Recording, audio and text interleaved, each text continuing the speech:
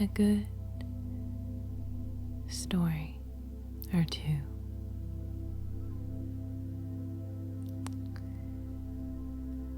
I have a couple to share with you that I think would relax you and maybe even help you fall asleep. Would you like to hear them?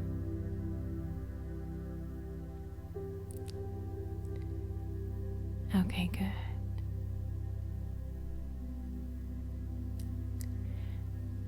Let's begin. I thought we would start with the original Brothers Grimm story of Rumpelstiltskin, published in 1812.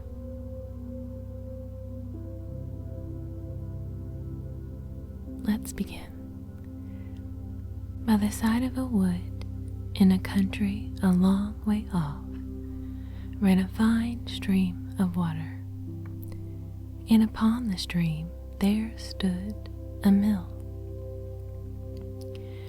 The miller's house was close by, and the miller, you must know, had a very beautiful daughter.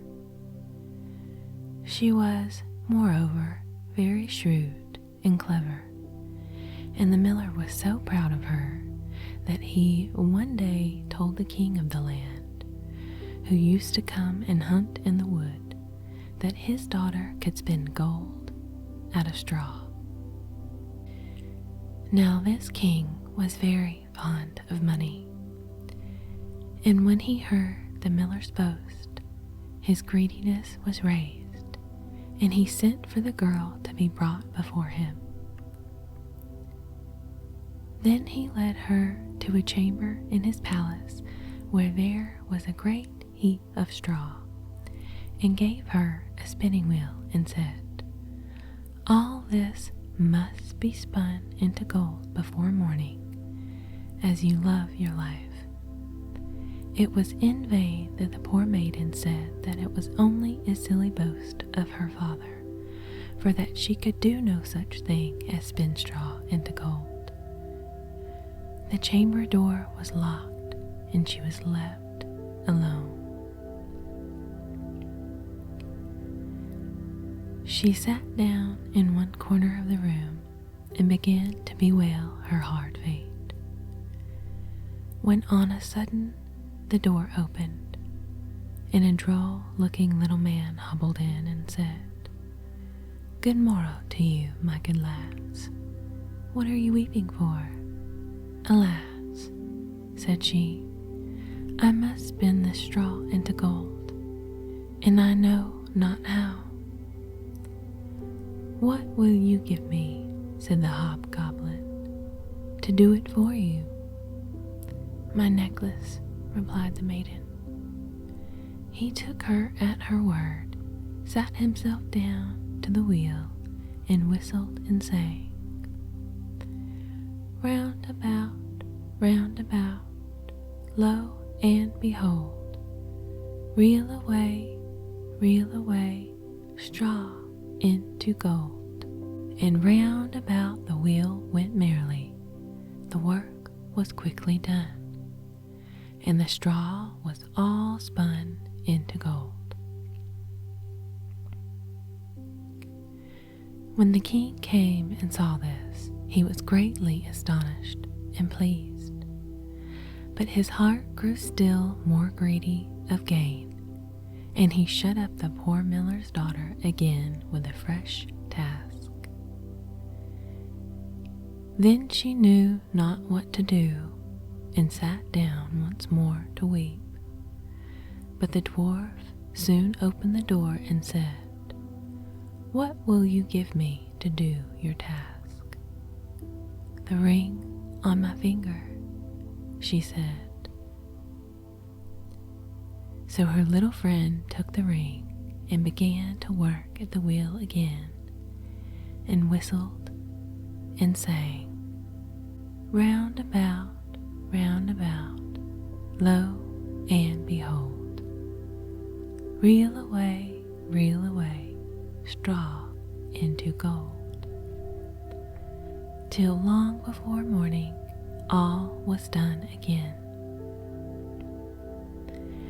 The king was greatly delighted to see all this glittering treasure, but still he had not enough. So he took the miller's daughter to a yet larger heap and said, "All this must be spun tonight, and if it is, you shall be my queen." As soon as she was alone, that dwarf came in and said, "What will you give me to spin gold for you this third time?" "I have nothing left," said she. "Then say you will give me," said the little man, "the first little child that you may have when you are queen." "That may never be," thought the miller's daughter, and as she knew no other way to get her task done, she said she would do what he asked. Round the wheel again to the old song, and the mannikin once more spun the heap into gold. The king came in the morning, and, finding all he wanted, was forced to keep his word. So he married the miller's daughter, and she became queen. At the birth of her first little child, she was very glad, and forgot the dwarf and what she had said. But one day he came into her room where she was sitting playing with her baby, and put her in mind of it. Then she grieved sorely at her misfortune, and said she would give him all the wealth of the kingdom if he would let her off, but in vain, till at last her tears softened him, and he said, "I will give you 3 days' grace, and if during that time you tell me my name, you shall keep your child." Now the queen lay awake all night, thinking of all the odd names that she had ever heard, and she sent messengers all over the land to find out new ones. The next day the little man came, and she began with Timothy, Ichabod, Benjamin, Jeremiah, and all the names she could remember.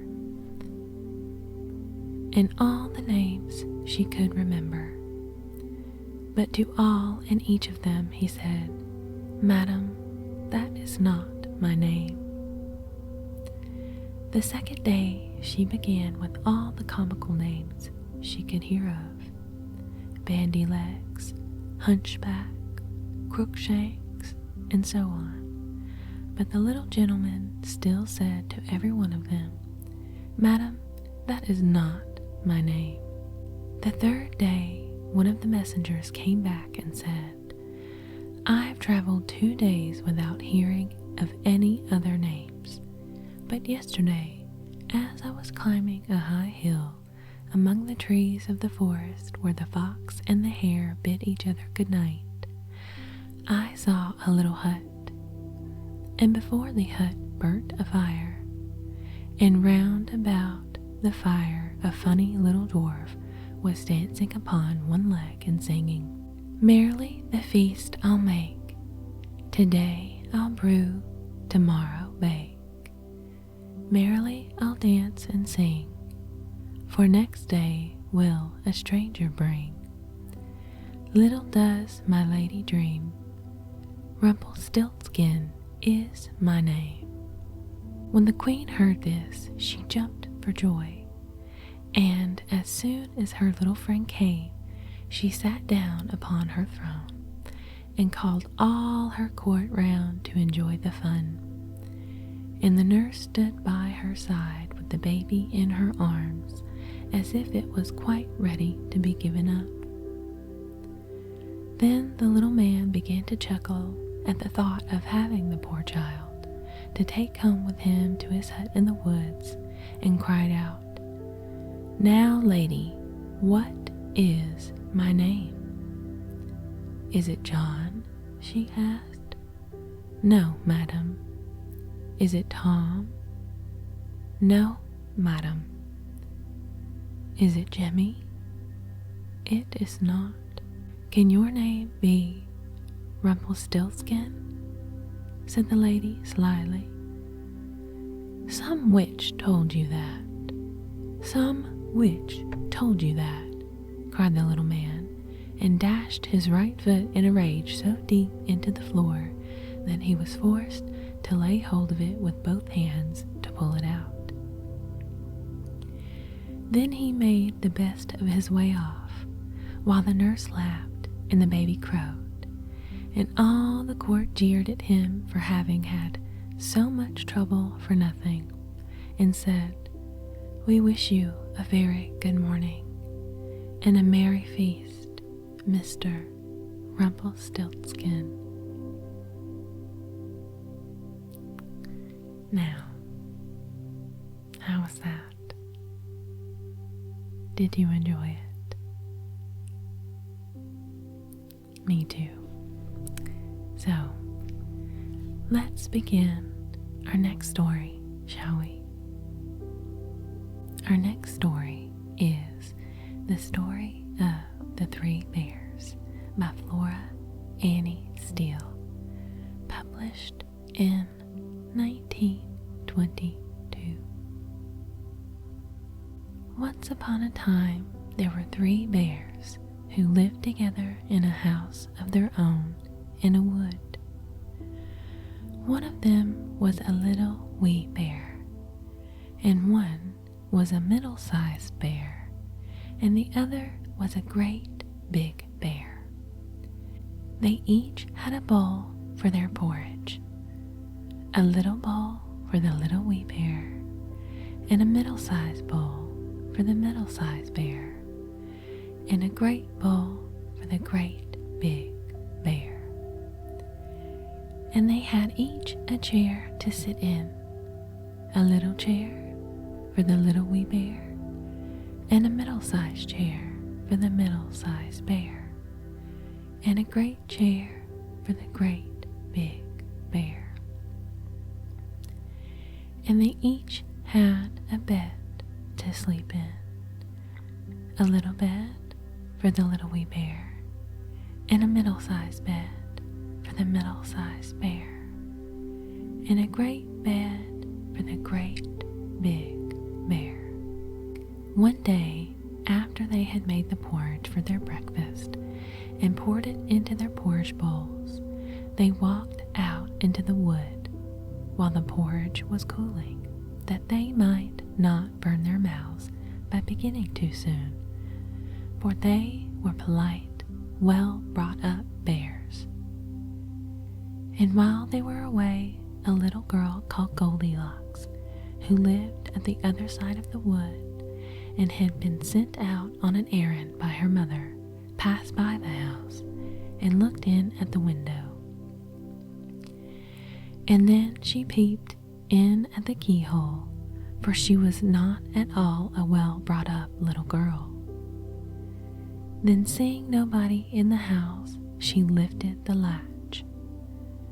The door was not fastened, because the bears were good bears, who did nobody any harm, and never suspected that anybody would harm them.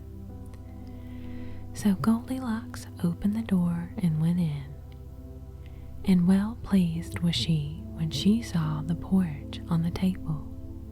If she had been a well-brought-up little girl, she would have waited till the bears came home, and then, perhaps, they would have asked her to breakfast, for they were good bears, a little rough or so, as the manner of bears is, but for all that very good-natured and hospitable.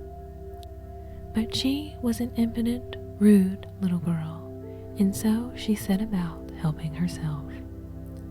First, she tasted the porridge of the great big bear, and that was too hot for her. Next, she tasted the porridge of the middle-sized bear, but that was too cold for her. And then she went to the porridge of the little wee bear and tasted it, and that was neither too hot nor too cold, but just right. And she liked it so well that she ate it all up, every bit.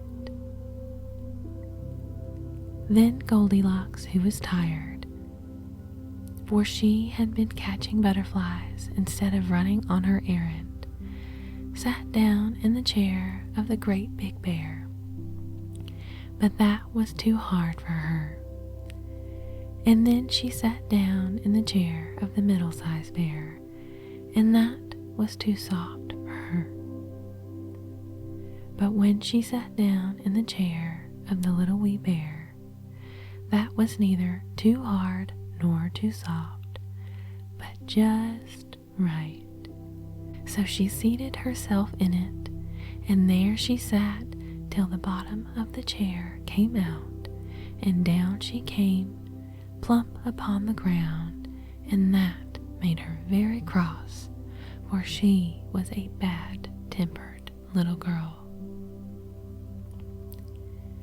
Now, being determined to rest, Goldilocks went upstairs into the bedchamber in which the three bears slept.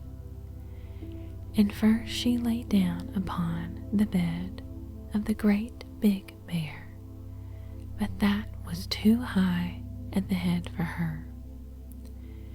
And next she lay down upon the bed of the middle-sized bear, and that was too high at the foot for her. And then she lay down upon the bed of the little wee bear, and that was neither too high at the head nor at the foot, but just right. So she covered herself up comfortably and lay there until she fell asleep. By this time, the three bears thought their porridge would be cool enough for them to eat it properly. So they came home to breakfast. Now, careless Goldilocks had left the spoon of the great big bear standing in his porridge. "Somebody has been at my porridge," said the great big bear in his great, rough, gruff voice. Then the middle-sized bear looked at his porridge and saw the spoon was standing in it too. "Somebody has been at my porridge," said the middle-sized bear in his middle-sized voice. Then the little wee bear looked at his, and there was a spoon in the porridge bowl, but the porridge was all gone. "Somebody has been at my porridge and has eaten it all up," said the little wee bear in his little wee voice. Upon this, the three bears, seeing that someone had entered their house and eaten up the little wee bear's breakfast, began to look about them. Now, the careless Goldilocks had not put the hard cushion straight when she rose from the chair of the great big bear. "Somebody has been sitting in my chair," said the great big bear in his great, rough, gruff voice. And the careless Goldilocks had squatted down the soft cushion of the middle-sized bear. "Somebody has been sitting in my chair," said the middle-sized bear in his middle-sized voice. "Somebody has been sitting in my chair and has sat the bottom through," said the little wee bear in his little wee voice. Then the three bears thought they had better make further search in case it was a burglar. So they went upstairs into their bedchamber. Now Goldilocks had pulled the pillow of the great big bear out of its place. "Somebody has been lying in my bed," said the great big bear in his great rough voice. And Goldilocks had pulled the bolster of the middle-sized bear out of its place. "Somebody has been lying in my bed," said the middle-sized bear in his middle-sized voice. But when the little wee bear came to look at his bed, there was the bolster in its place, and the pillow was in its place upon the bolster, and upon the pillow there was Goldilocks' yellow head, which was not in its place, for she had no business there. "Somebody has been lying in my bed, and here she is still," said the little wee bear in his little wee voice. Now Goldilocks had heard in her sleep the great rough voice of the great big bear, but she was so fast asleep that it was no more to her than the roaring of wind or the rumbling of thunder. And she had heard the middle-sized voice of the middle-sized bear, but it was only as if she had heard someone speaking in a dream. But when she heard the little wee voice of the little wee bear, it was so sharp and so shrill that it awakened her at once. Up she started, and when she saw the three bears on one side of the bed, she tumbled herself out at the other and ran to the window. Now the window was open because the bears, like good tidy bears as they were, always opened their bedchamber window when they got up in the morning. So naughty, frightened little Goldilocks jumped, and whether she broke her neck in the fall, or ran into the wood and was lost there, or found her way out of the wood and got whipped for being a bad girl and playing truant, no one can say. But the three bears never saw anything more of her.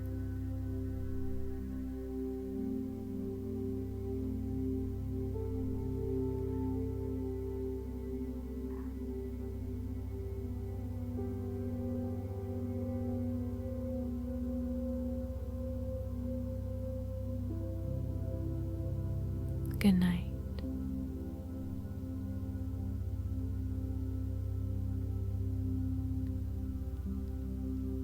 Good night.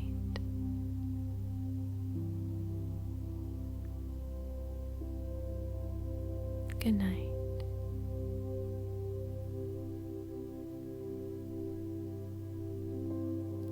Good night.